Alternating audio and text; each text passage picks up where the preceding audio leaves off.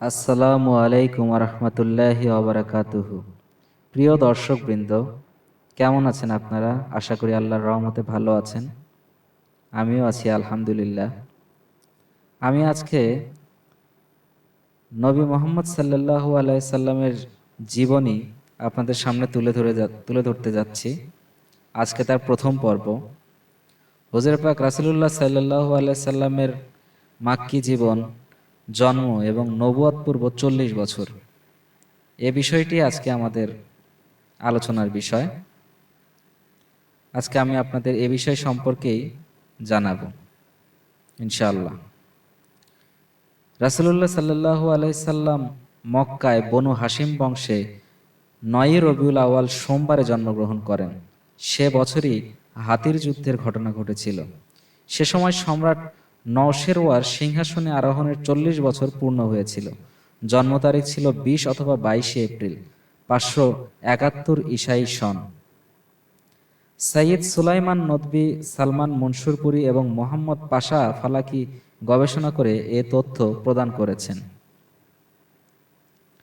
ইবনু সাদের বর্ণনায় রয়েছে, রাসূলুল্লাহ সাল্লাল্লাহু আলাইহি সাল্লামের মাতা বলেছেন, যখন তিনি জন্মগ্রহণ করেন তখন দেহ থেকে একটি নূর বের হলো। সেই নূর দ্বারা শাম দেশের মহলগুলো উজ্জ্বল হয়ে উঠল। ইমাম আহমদ এরবাস ইবনু সারিয়া থেকে প্রায় একই ধরনের একটি বর্ণনা উল্লেখ করেছেন। কোন কোন বর্ণনায় উল্লেখ করা হয়েছে, নবুয়তের পটভূমি হিসেবে আল্লাহর রাসূলের জন্মের সময় কিছু কিছু ঘটনা প্রকাশ পেয়েছিল। কিসরার রাজপ্রাসাদে 14টি পিলার ধসে পড়েছিল। অগ্নি উপাসকদের অগ্নিকুণ্ড নিভে গিয়েছিল। বহিরার গির্জা ধ্বংস হয়ে গিয়েছিল। এটি ছিল বাইহাকির বর্ণনা, কিন্তু মুহাম্মদ গাজালি এ বর্ণনা সমর্থন করেননি। জন্মের পর মা আমিনা দাদা আব্দুল মুত্তালিবের কাছে নাতির জন্মের সুসংবাদ দেন। তিনি খুব খুশি হলেন এবং সানন্দে তাকে কাবা ঘরে নিয়ে আল্লাহর দরবারে দোয়া করলেন এবং আল্লাহর শুকরিয়া আদায় করলেন। এ সময় তিনি তার নাম রাখেন মুহাম্মদ। এ নাম ছিল আরববাসীর নামের তালিকায় অভিনব। অতঃপর আরবের নিয়ম অনুযায়ী 7ম দিন খাতনা করান। মায়ের পর তাকে আবুল আহাবের দাসী সুয়াইবা দুধ পান করান। সে সময় সুয়াইবার কোলের শিশুর নাম ছিল মাসরুহ। সুয়াইবা তার আগে হামজা ইবনু আব্দুল মুত্তালিব এবং তার পুত্র আবু সালমা ইবনু আব্দুল আসাদ মাখজুমিকে দুধ পান করিয়েছেন। 7 গোত্রের অবস্থান। আরব শহরে নাগরিকদের রীতি ছিল, তারা নিজেদের শিশুকে শহরের অসুখ বিসুখ থেকে ভালো রাখার জন্য দুধ পান করানোর কাজে নিয়োজিত বেদুইন নারীদের কাছে পাঠাতো। এতে শিশুদের দেহ মজবুত এবং শক্তিশালী হয়ে গড়ে উঠত। এছাড়া এর আরেক উদ্দেশ্য ছিল, সেই দুধ পানের সময় যেন তারা বিশুদ্ধ আরবি ভাষা শিক্ষা করতে পারে। এ রীতি অনুযায়ী আব্দুল মুত্তালিব ধাত্রীর খোঁজ করলেন এবং অবশেষে তার নাতিকে হালিমা বিনতু আবু জুবাইরের হাতে দিলেন। এ মহিলা ছিলেন বনু সাদ ইবনু বকরের অন্তর্ভুক্ত। তার স্বামীর নাম ছিল হারিস ইবনু আব্দিল উজ্জা, ডাকনাম ছিল আবু কাবসা। তিনিও ছিলেন 7 গোত্রীয়। হারিসের সন্তানরা এ সম্পর্কের কারণে রাসূলুল্লাহর দুধ ভাই ও বোন ছিলেন। তাদের নাম ছিল আব্দুল্লাহ, আনিসা, হুজাফা বা জুজামা। হালিমার উপাধি ছিল সাইমা এবং এ নামেই তিনি অধিক বিখ্যাত ছিলেন। তিনি আল্লাহর রাসূলকে বুকের দুধ খাওয়াতেন এবং তিনি ছাড়া আবু সুফিয়ান ইবনু হারিস ইবনু আব্দুল মুত্তালিব, যিনি রাসূলুল্লাহর চাচাতো ভাই ছিলেন, তিনিও হালিমার মাধ্যমে তার দুধ ভাই ছিলেন। তার চাচা হামজা ইবনু আব্দুল মুত্তালিবও দুধ পানের জন্য বনু সাদের একজন মহিলার কাছে ন্যস্ত হয়েছিলেন। বিবি হালিমার কাছে থাকার সময় এ মহিলাও একদিন আল্লাহর রাসূলকে দুধ পান করিয়েছিলেন। সে হিসেবে তিনি এবং হামজা উভয়ে 2 সূত্রে রিজাই ভাই বা দুধ ভাই ছিলেন। একদিকে সুয়াইবার সূত্রে, অন্যদিকে 7 গোত্রের এ মহিলার সূত্রে। দুধ পান করানোর সময় হালিমা রাদিয়াল্লাহু তাআলা আনহু নবী করিম সাল্লাল্লাহু আলাইহি সাল্লামের বরকতের এমন ঘটনা প্রত্যক্ষ করেছিলেন যে বিস্ময়ে হতবাক হয়ে পড়েছিলেন। বিস্তারিত বিবরণ তার মুখেই শোনা যায়। ইবনু ইসহাকের বর্ণনা মতে হালিমা বলেন, আমি আমার স্বামীর সাথে আমাদের দুগ্ধপোষ্য শিশুসহ বনি সাদের কয়েকজন মহিলার সঙ্গে নিজ শহর ছেড়ে বের হলাম। সেটা ছিল দুর্ভিক্ষের বছর, চারদিকে অভাব অনটন। আমি একটি মাদি গাধার পিঠে সওয়ার ছিলাম, আমার কাছে একটি উটনিও ছিল, কিন্তু সেই উটনি এক ফোঁটা দুধ দিত না। ক্ষুধার জ্বালায় দুধের শিশু ছটফট করত, রাতে ঘুমাতে পারতাম না। আমার বুকেও দুধ ছিল না, উটনিও দুধ দিত না। বৃষ্টি এবং স্বাচ্ছন্দ্যের আশায় আমরা দিন কাটাচ্ছিলাম। মাদি গাধার পিঠে সওয়ার হয়ে বাড়ি থেকে যাওয়ার সময় গাধা এত ধীরে চলতে লাগলো, কাফেলার সবাই বিরক্ত হয়ে গেল। দুধ পানের জন্য শিশুর সন্ধানে মক্কা গিয়ে পৌঁছালাম। কাফেলার মহিলা যারা ছিল সকলের কাছেই আল্লাহর রাসূলকে গ্রহণ করার জন্য পেশ করা হলো, কিন্তু তিনি পিতৃহীন অর্থাৎ এতিম হওয়ায় সবাই তাকে গ্রহণ করতে অস্বীকার করলো, কেননা সবাই সন্তানের পরিবার থেকে ভালো পারিশ্রমিকের আশা করছিল। একজন বিধবা মা আর কী বা দিতে পারবে? এ কারণে আমরা কেউ তাকে নিতে রাজি হইনি। এদিকে আমাদের কাফেলার প্রত্যেক মহিলাই কোনো না কোনো শিশু পেয়ে গেল, আমি কোনো শিশুই পেলাম না। ফেরার সময় স্বামীকে বললাম, খালি হাত ফিরে যেতে ভালো লাগছে না, আমি বরং সেই শিশুকেই নিয়ে যাই। স্বামী রাজি হলেন, বললেন, হয়তো তার ওসিলায় আল্লাহ তাআলা আমাদের বরকত দেবেন। এরপর আমি গিয়ে তাকে গ্রহণ করলাম। হালিমা রাদিয়াল্লাহু তাআলা আনহু বলেন, শিশুকে নিয়ে আমি যখন ডেরায় ফিরে এলাম, তখন আমার উভয় স্তন ছিল দুধে পূর্ণ।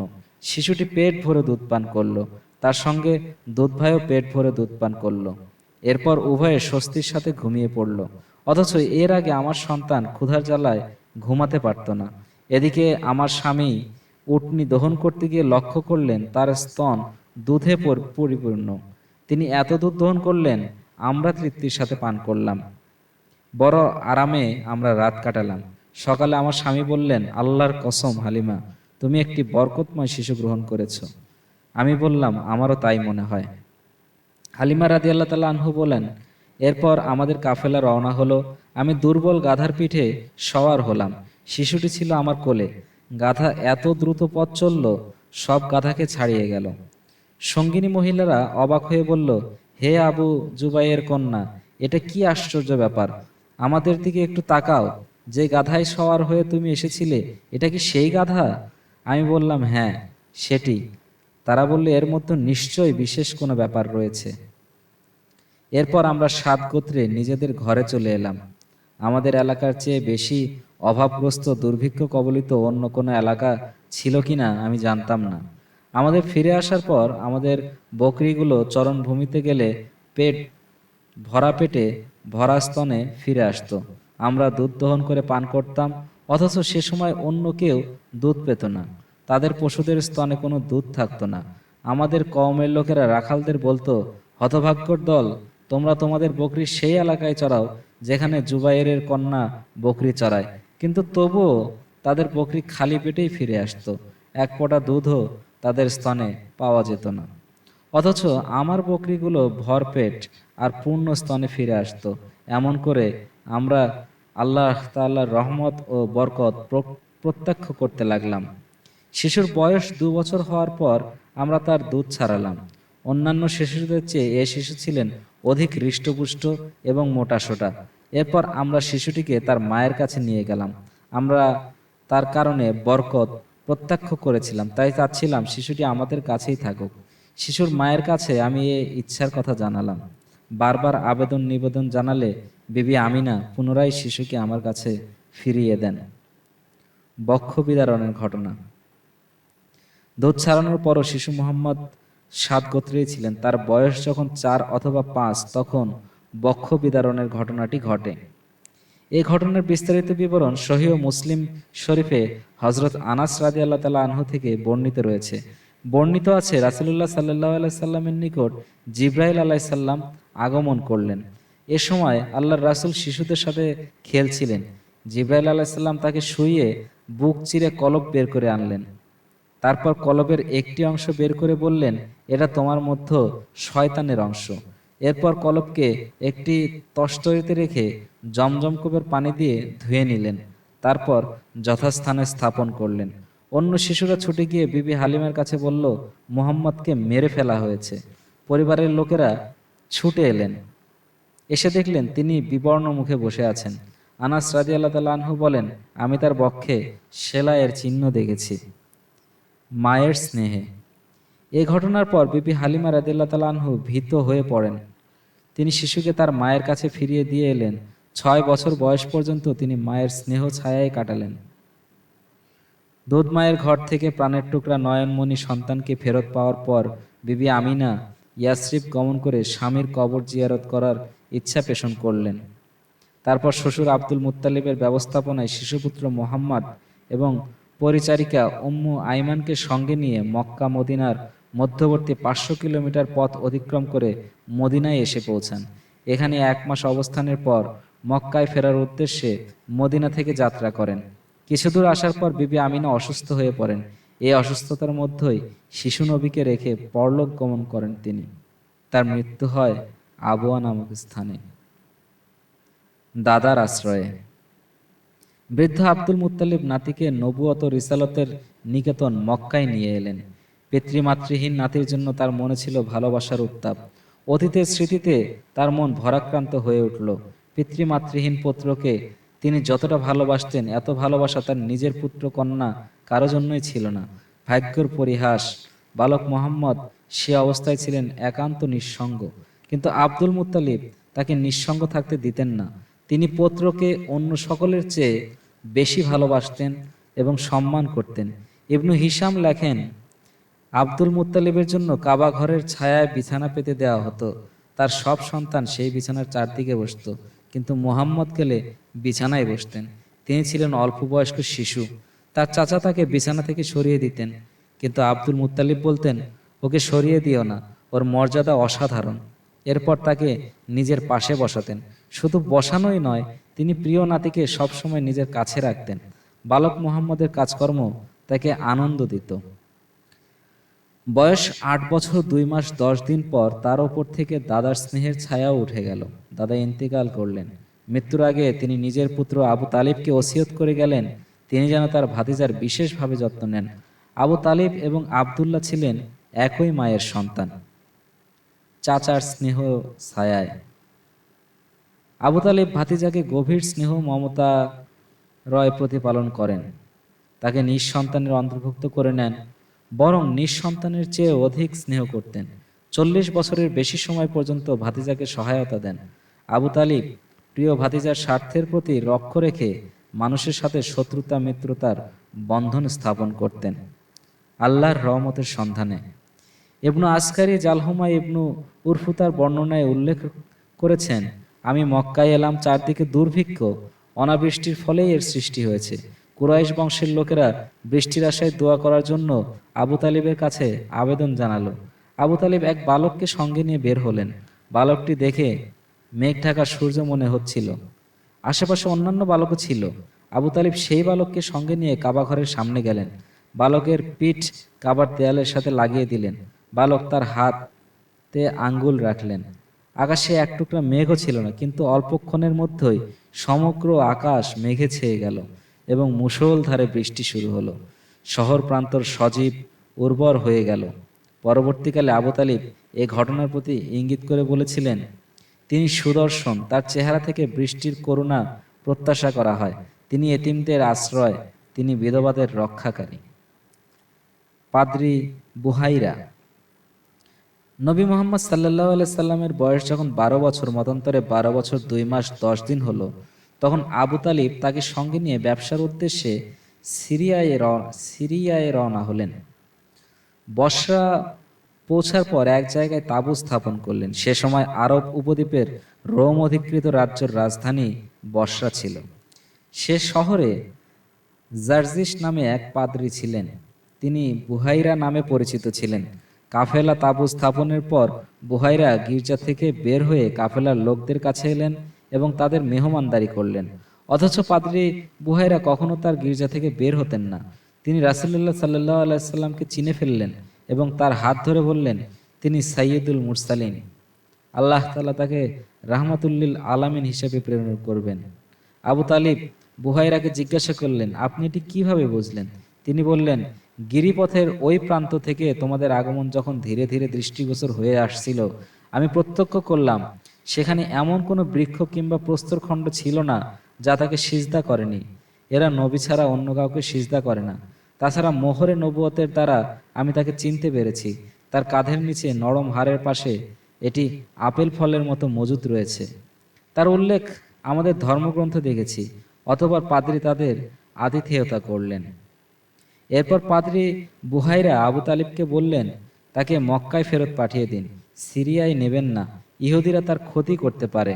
এই পরামর্শ অনুযায়ী আবু তালিব কয়েকজন ভৃত্যের সঙ্গে প্রিয় ভাতিজাকে মক্কায় পাঠিয়ে দিলেন। ফিজার যুদ্ধ। মোহাম্মদ সাল্লাল্লাহু আলাইহি সাল্লামের বয়স যখন ২০ বছর, তখন ফিজার যুদ্ধ সংগঠিত হয়। এ যুদ্ধের এক পক্ষে ছিলেন কুরাইশ এবং তাদের মিত্র বনু কিনানা, বিপক্ষে ছিল কাইস আয়ালান।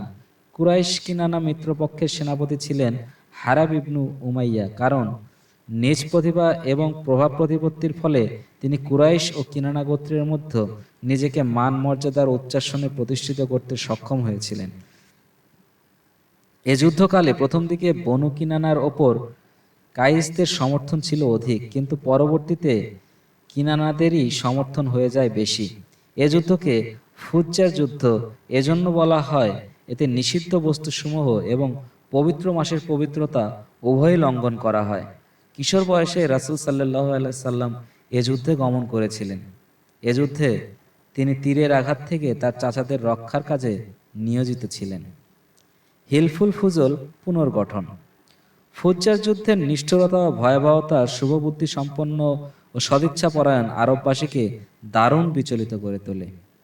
এ যুদ্ধে প্রাণহানি ঘটে, কত শিশু এতিম হয়, কত নারী বিধবা হয়, কত মা সন্তান হারা হয় এবং কত সম্পদ ধ্বংস হয় তার পরিমাণ করা মুশকিল।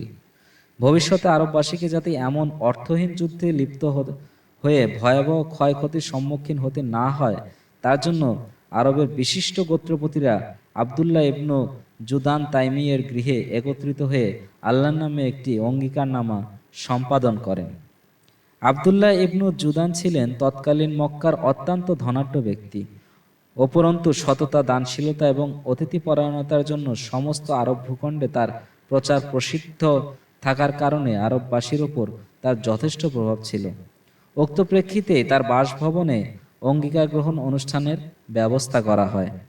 যেসব গোত্র আলোচনা সভায় অংশগ্রহণ করে তার মধ্যে প্রধান গোত্রগুলো হচ্ছে যথাক্রমে বনু হাশিম, বনু মুত্তালিব, বনু আসাদ ইবনু আব্দুল উজ্জা, বনু জুহরা ইবনু কিলাব এবং বনু তামিম ইবনু মুররাহ।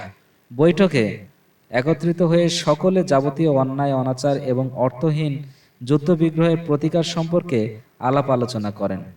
আলোচ্য পরামর্শ সভায় এটা স্থিরকৃত হয়, এ জাতীয় নীতি হচ্ছে ভয়ঙ্কর, অন্যায়, অমানবিক ও অবমাননাকর। সুতরাং এ ধরনের জঘন্য নীতি আর কিছুতেই চলতে দেওয়া যেতে পারে না। তারা সবাই এই মর্মে প্রতিজ্ঞা করেন: ক, দেশের অশান্তি দূর করার যথাসাধ্য চেষ্টা করব। খ, বিদেশি লোকদের ধন সম্পদ ও মান সম্মান রক্ষায় সচেষ্ট থাকব। গ, দরিদ্র, দুর্বল ও অসহায় লোকদের সহায়তা দানে কখনোই কুণ্ঠাবোধ করব না। ঘ, অত্যাচারী ও অনাচারীর অন্যায় অত্যাচার থেকে দুর্বল দেশবাসীকে রক্ষা করতে প্রাণপণ চেষ্টা করব। রাসূলুল্লাহ সাল্লাল্লাহু আলাইহি সাল্লাম এবং তার চাচা জুবাইর ইবনু আব্দুল মুত্তালিব উক্ত আলোচনা সভায় যোগদান করেছিলেন। প্রকৃতপক্ষে যুবক নবী সাল্লাল্লাহু আলাইহি সাল্লামই ছিলেন সেই কল্যাণমুখী চিন্তার উদ্ভাবক এবং চাচা জুবাইর ছিলেন প্রথম সমর্থক। তাদের উভয়ের ঐকান্তিক প্রচেষ্টাতেই ধীরে ধীরে সমর্থকের সংখ্যা বৃদ্ধি পেতে থাকে এবং শেষ পর্যন্ত আবদুল্লাহ ইবনু জুদানের গৃহে বিভিন্ন গোত্রপতির উপস্থিতি ও সম্মতি সাপেক্ষে অঙ্গীকারনামা সম্পাদিত হয় এবং তার ভিত্তিতে একটি সেবা সংঘ প্রতিষ্ঠা পায়। এটি ছিল অন্যায় ও অনাচারের বিরুদ্ধে সত্য ও ন্যায় প্রতিষ্ঠার অঙ্গীকারনামা। এজন্য এ সেবা সংঘের নাম দেওয়া হয়েছিল হিলফুল ফুজুল বা হলফ উল ফুজুল। উক্ত অঙ্গীকারনামার ফলশ্রুতিতে আরববাসীর চিন্তা চেতনার মধ্যে এক ব্যাপক পরিবর্তন সূচিত হতে থাকে এবং প্রথমাবস্থায় খুব ভালোভাবে কর্মতৎপরতা চলতে থাকে। কিন্তু রাসূল সাল্লাল্লাহু আলাইহি সাল্লাম নবুয়ত লাভের পর কুরাইশের মাঝে কিছুটা বিরূপ ভাব সৃষ্টি হওয়ার ফলে শেষ পর্যন্ত কার্যকারিতা স্থিমিত হয়ে পড়ে। অবশ্য রাসূল সাল্লাল্লাহু আলাইহি সাল্লাম নিজে এ অঙ্গীকারনামার কথা কখনোই ভুলে যাননি, বদর যুদ্ধে বন্দীদের ব্যাপারে ব্যবস্থা গ্রহণের সময় তিনি এ প্রতিজ্ঞার কথা উল্লেখ করেছিলেন। একবার এ প্রসঙ্গে কথা উঠলে তিনি দৃপ্ত কণ্ঠে বলেন, আজও যদি কোনো উৎপীড়িত ব্যক্তি বলে, হে ফজুল, অঙ্গীকার নামার ব্যক্তিবৃন্দ, নিশ্চয়ই আমি তার সে আহ্বানে সাড়া দেব, কারণ ইসলাম তো এসেছে ন্যায় ও সত্যকে প্রতিষ্ঠিত করতে এবং উৎপীড়িত ও অত্যাচারিতকে সাহায্য করতে। উপরন্তু এ ব্যাপারে অন্য এক প্রসঙ্গে তিনি বলেছিলেন, আবদুল্লাহ ইবনু জুদআনের এমন এক অঙ্গীকারনামায় আমি শরিক ছিলাম যার বিনিময়ে আমি আসন্ন প্রসবা উষ্ট্রিও পছন্দ করি না, এবং যদি ইসলামের যুগে এরূপ অঙ্গীকারের জন্য আমাকে আহ্বান জানানো হয় তাহলে আমি উপস্থিত আছি কিংবা প্রস্তুত আছি বলতাম। হেলফুল ফুজুল প্রতিষ্ঠার জন্য অন্য এক প্রাসঙ্গিক প্রত্যক্ষ পটভূমির কথাও জানা যায়। সেটি এমন, জুবাইদের এক লোক থেকে আস ইবনু ওয়াইল কিছু মালপত্র ক্রয় করে, কিন্তু তার মূল্য পরিশোধ না করে আটকে রাখে। এ ব্যাপারে সাহায্য করার জন্য পাওনাদার আবদুদ্দার, মাখজুম, জামা, সাহাম এবং আদি গোত্রের নিকট আবেদন জানায়, কিন্তু তার আবেদনের প্রতি কেউই গুরুত্ব না দেওয়ায় সে জাবালে আবু কুরাইসের চূড়ায় উঠে উচ্চ কণ্ঠে কত কবিতা আবৃত্তি করে, যাতে তার নিজের জুলুমের শিকার হওয়ার বিষয়টিও বর্ণিত ছিল। কবিতা আবৃত্তি শুনতে পেয়েই জুবাইর ইবনু আব্দুল মুত্তালিব দৌড়ে গিয়ে বললেন, লোকটি অসহায় এবং সহায় সম্বলহীন কেন? তারই অর্থাৎ জুবাইরের প্রচেষ্টায় উল্লেখিত গোত্রগুলো একত্রিত হয়ে একটি সন্ধি চুক্তি সম্পাদন করে এবং পরে আস ইবনু ওয়াইলের থেকে পাওনা আদায় করে দেয়া হয়। ব্যথাতুর জীবন। সর্বশেষ নবী মুহাম্মদ সাল্লাল্লাহু আলাইহি সাল্লামের বাল্য, কৈশোর এবং প্রথম যৌবনে পেশাভিত্তিক সুনির্দিষ্ট কোনো কাজকর্মের কথা পাওয়া যায় না। তবে নির্ভরযোগ্য বিভিন্ন সূত্রের মাধ্যমে জানা যায়, 7 গোত্রে ধাত্রী গৃহে থাকাকালে অন্যান্য বালকের সাথে ছাগল চড়ানোর উদ্দেশ্যে মাঠে গমন করতেন। মক্কায়ও কয়েক কিরাত অর্থের বিনিময়ে তিনি ছাগল চড়াতেন।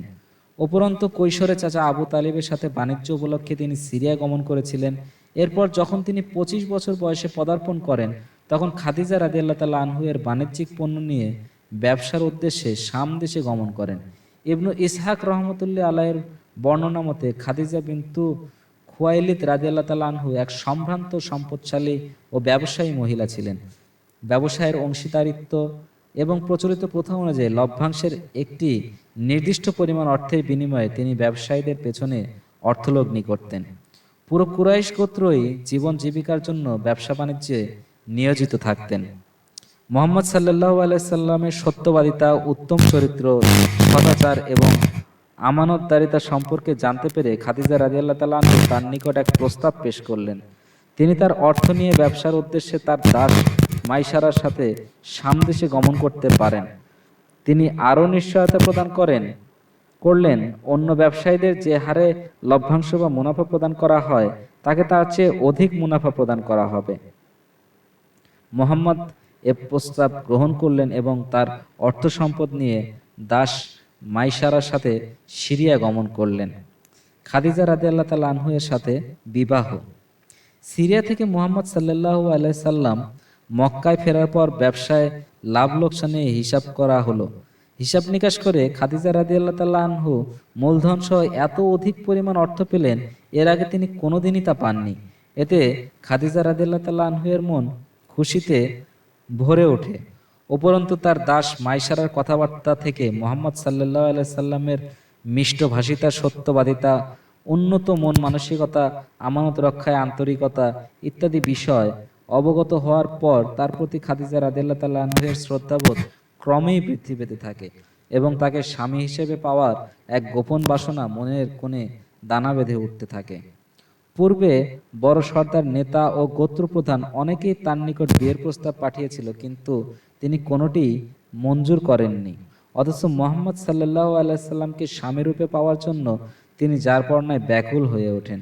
তিনি নিজ অন্তরের গোপন বাসনা ও ব্যাকুলতার কথা বান্ধবী নাফিসা বিনতু মুনাব্বিহ এর নিকট ব্যক্ত করেন এবং বিষয়টি নিয়ে মুহাম্মদ সাল্লাল্লাহু আলাইহি সাল্লামের সাথে আলোচনার জন্য অনুরোধ জানান।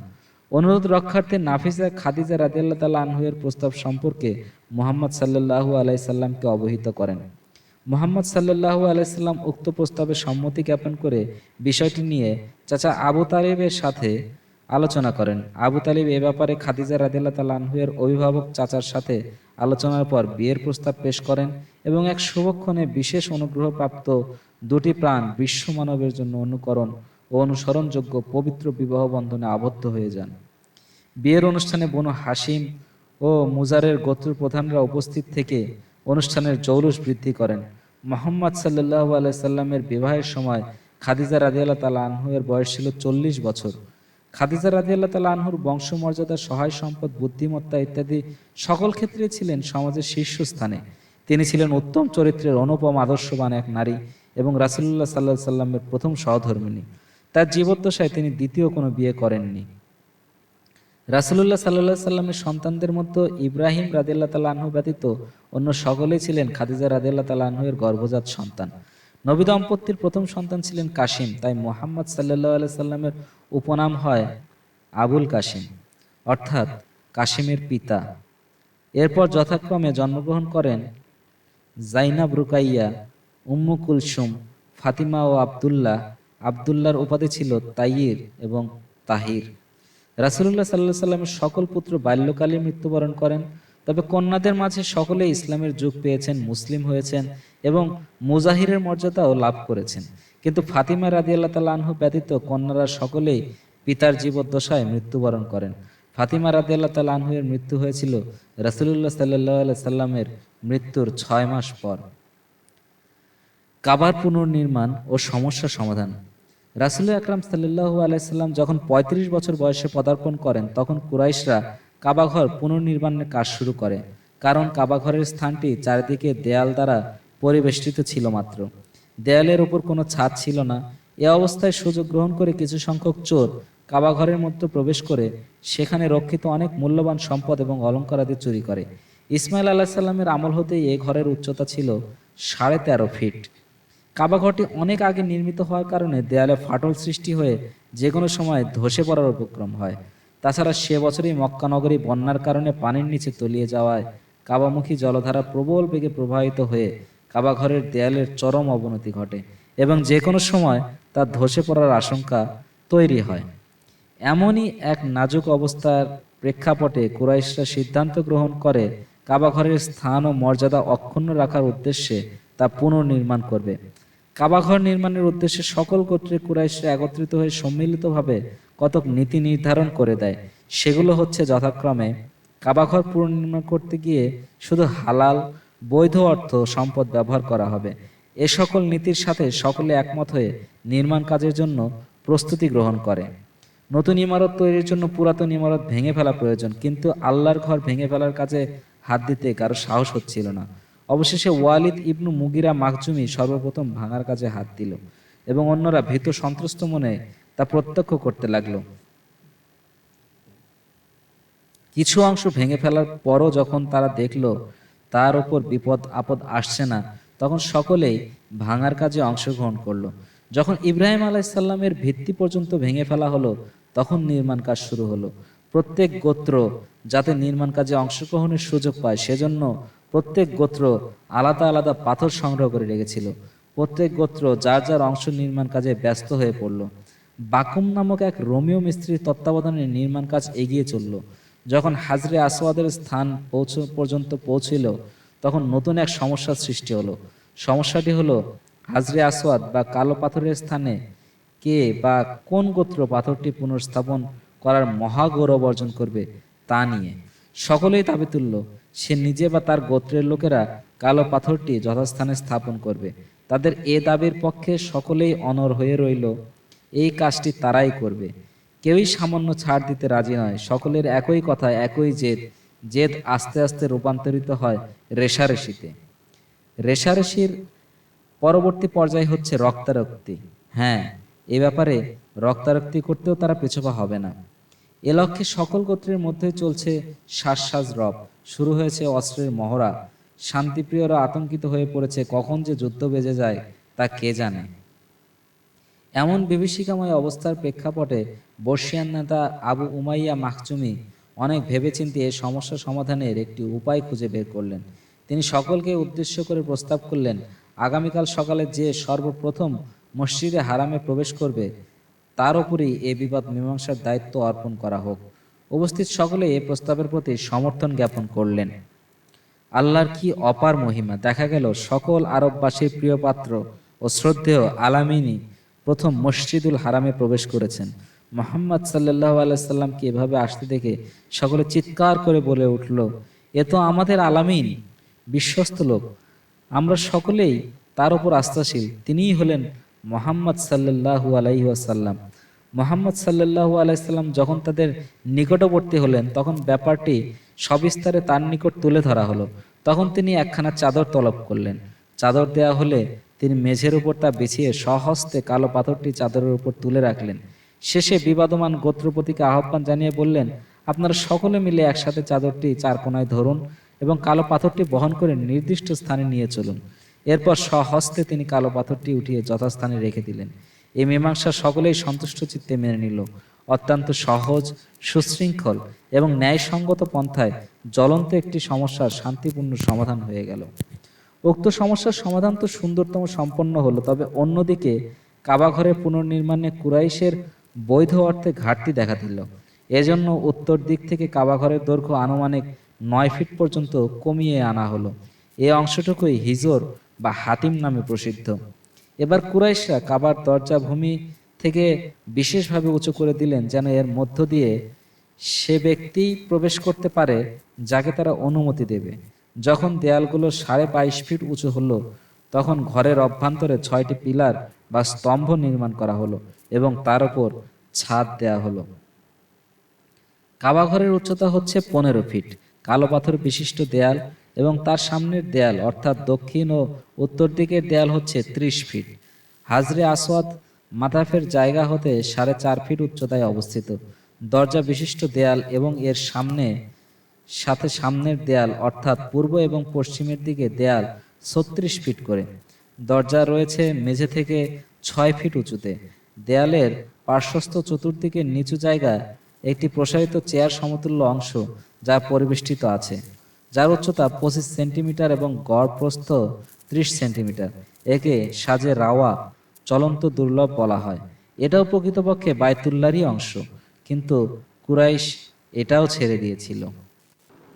ধন্যবাদ সবাইকে এতক্ষণ আমাদের এই পর্বটি শোনার জন্য। পরবর্তী পর্ব নবী করিম সাল্লাল্লাহু আলাইহি সাল্লামের নবুয়ত পরবর্তী জীবনী খুব শীঘ্রই আপলোড হবে। সাবস্ক্রাইব করে পাশে থাকুন। আল্লাহ পাক আমাদের সবাইকে হেদায়েত দান করুন। আসসালামু আলাইকুম ওয়া রাহমাতুল্লাহি ওয়া বারাকাতুহু।